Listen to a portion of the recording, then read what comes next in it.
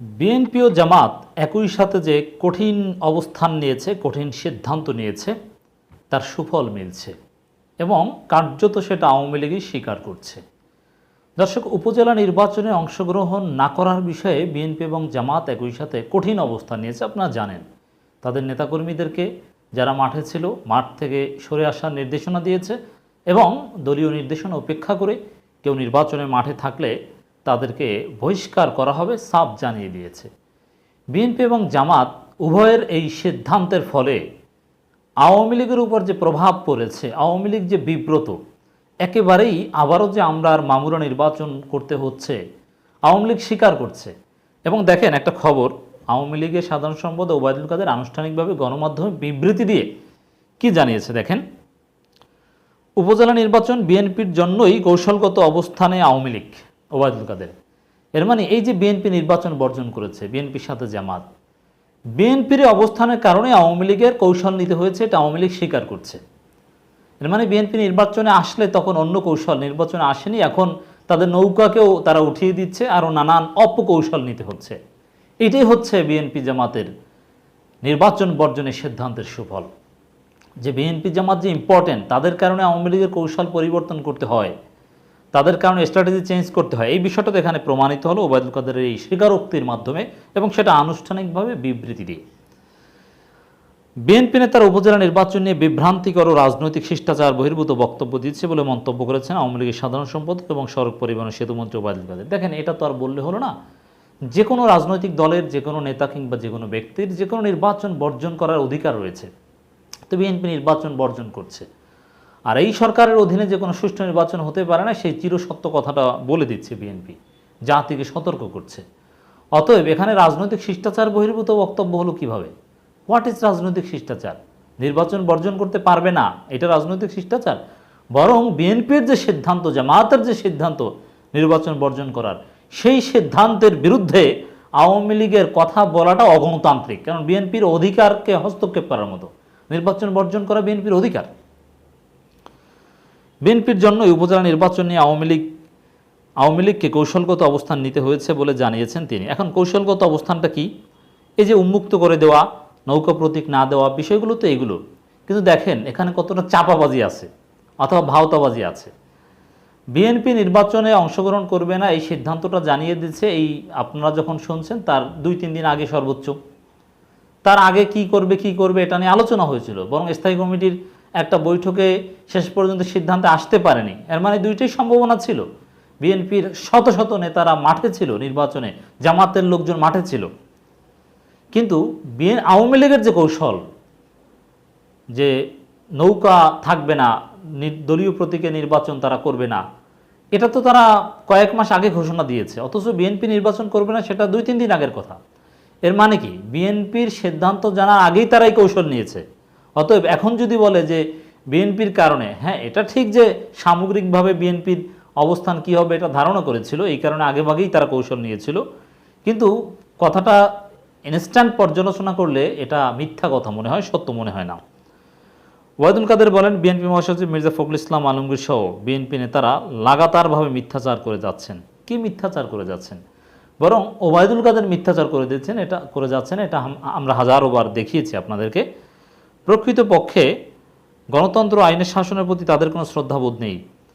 গণতন্ত্র উদ্ধারের জন্যই তো বিএনপি আন্দোলন করে, শ্রদ্ধাবোধ আছে বলেই গণতান্ত্রিক প্রক্রিয়া আন্দোলন করে, শান্তিপূর্ণ আন্দোলন করে বারবার ব্যর্থ হয়, তারপরও শান্তির পথ থেকে বিএনপি বিচ্যুত হয় না। আর আওয়ামী লীগ গণতন্ত্র উঠিয়ে দিয়েছে, ভোটাধিকার উঠিয়ে দিয়ে আমরা আর মামুরা ডামি নির্বাচন করছে। নির্বাচনে নিজেরা বাদে অন্য কাউকে এখন উপজেলা স্থানীয় সরকার নির্বাচনেও পাচ্ছে না, নৌকাকে ভয় পেতে হচ্ছে। এই কারণে নৌকা উঠিয়ে দিচ্ছে। কেন? তারা গণতন্ত্রে বিশ্বাস করে না বলে। একদিকে তারা আগুন সন্ত্রাসীদের লালন পালন করছেন, অন্যদিকে আইনশৃঙ্খলা রক্ষাকারী বাহিনী সন্ত্রাসীদের বিরুদ্ধে আইনি পদক্ষেপ নিলে বিরোধী দল দমনের মিথ্যা অভিযোগ উপস্থাপন করছেন।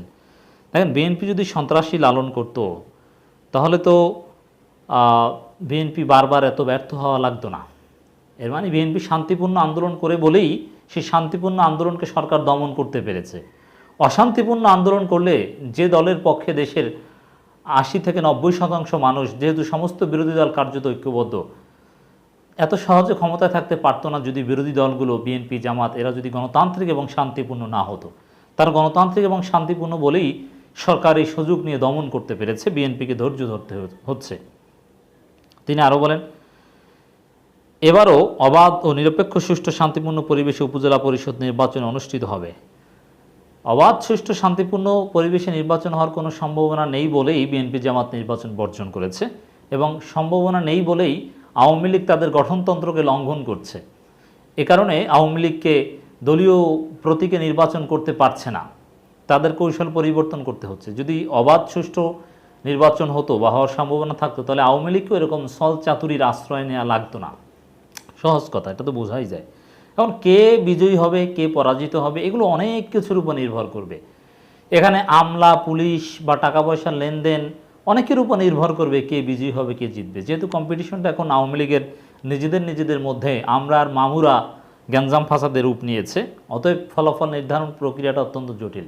জনগণকে ভোট দিল বা কি দিল না এর কোনো ইম্পর্টেন্স আছে বলে আমার কাছে মনে হয় না।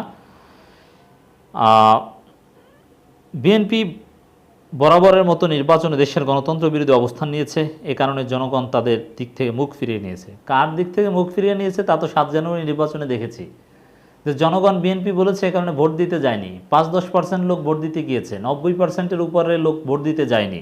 তাহলে জনগণ তো বিএনপির কথা শুনছে। কিন্তু বিএনপি যেহেতু শান্তিপূর্ণ, এ কারণে আওয়ামী লীগের সাথে পেরে উঠছে না, আওয়ামী লীগ গায়ের জোরে ক্ষমতায় থাকতে পারছে। জনগণ বিএনপি থেকে মোটেও মুখ ফিরিয়ে নেয়নি। সুষ্ঠু নির্বাচন দিয়ে দেন, দেখবেন যে বিএনপি বিপুল ভোটে বিজয়ী হবে। বিএনপি নির্বাচন বিরোধী অবস্থান নেয়ার ভিন্ন প্রেক্ষাপটে আওয়ামী লীগকেও কৌশলগত অবস্থান নিতে হয়েছে, তাই এবার দলীয় প্রতীক বরাদ্দ দেওয়া হচ্ছে না। দলীয় প্রতীক বরাদ্দ দেওয়া হবে না, এটা আওয়ামী লীগের ঘোষণা কয়েক মাস আগের। আর বিএনপি নির্বাচন করবে না এই চূড়ান্ত সিদ্ধান্ত দিয়েছে 2-3 দিন আগে। অতএব কথাই কিন্তু মেলে না, সব জায়গায় জালিয়াতি, নির্বাচনে জালিয়াতি, কথায়ও জালিয়াতি। দল ও দলের বাইরে জনগণের কাছে গ্রহণযোগ্য ব্যক্তি যাতে নির্বাচিত হয়, সেটাই আওয়ামী লীগের প্রত্যাশা করে। উপজেলা পরিষদ নির্বাচনে মন্ত্রী, সংসদ সদস্য ও দলীয় নেতারা যাতে কোনো ধরনের হস্তক্ষেপ করতে না পারে, এজন্য কঠোর সাংগঠনিক নির্দেশনা দেওয়া হয়েছে, যোগ করেন ওবায়দুল কাদের। এই সাংগঠনিক নির্দেশনা কোনো ভ্যালু আছে বলে মনে হয় না, কারণ প্রতিপক্ষর প্রার্থীদেরকে গুম করা হয়, হামলা করা হয়, জেলে ভরা হয়, এবং সংসদ সদস্যদের আত্মীয়, প্রতিমন্ত্রী আত্মীয় তারা নির্বাচন করে, এবং সংসদ সদস্যের ছেলেকে ভোট না দিলে উন্নয়ন কার্যক্রম বন্ধ করে দেওয়া হবে, এই হুমকিও দেয়। অতএব নির্বাচন কেমন হবে এটা বোঝা যায়। জনগণ আওয়ামী লীগের নিজেদের মধ্যেই যে নির্বাচন, সেটাই যে কোন কামড়াকামড়িতে রূপ নেবে, এটা ওই একটা এক্সাম্পলের মাধ্যমে বোঝা যায় যে তার এমপির ছেলেকে ভোট না দিলে উন্নয়ন কার্যক্রম বন্ধ করে দেওয়া হবে। বুঝতে পারছেন? তিনি বলেন, প্রথম ধাপের নির্বাচন উপলক্ষে সারা দেশে প্রার্থীদের ব্যাপক প্রচারণা এবং জনগণের স্বতঃস্ফূর্ত অংশগ্রহণ পরিলক্ষিত হচ্ছে। মুখস্থ কথা ল্যাপটপ থেকে কপি করে পেস্ট করে দিয়েছেন। দেশের জনগণ যখন নির্বাচনে স্বতঃস্ফূর্তভাবে অংশগ্রহণ করছে, বিএনপি নেতারা তখন গণতান্ত্রিক ব্যবস্থা নির্বাচনকে প্রশ্নবিদ্ধ করার পায় তারা চালাচ্ছে। বিএনপি নির্বাচন ব্যবস্থাকে বাধাগ্রস্ত গণতান্ত্রিক প্রক্রিয়া ধ্বংস করতে চায়। এই যে বিএনপি জামাত নির্বাচন বর্জন করছে, তার ফলে বিএনপি জামাতের এই বর্জনের বিরুদ্ধে যে আওয়ামী লীগের প্রতিক্রিয়া, এই প্রতিক্রিয়া থেকেই প্রমাণিত হয় যে বিএনপি জামাতের বর্জন কাজে লাগছে বা বর্জন আসলে সফল হচ্ছে। আরও কিছু কথা বলেছেন বিবৃতি দিয়ে ওবায়দুল কাদের। যাই হোক দর্শক, কথা একটাই যে বিএনপির অবস্থান, জামাতের অবস্থান সফল, যৌক্তিক প্রমাণিত হচ্ছে।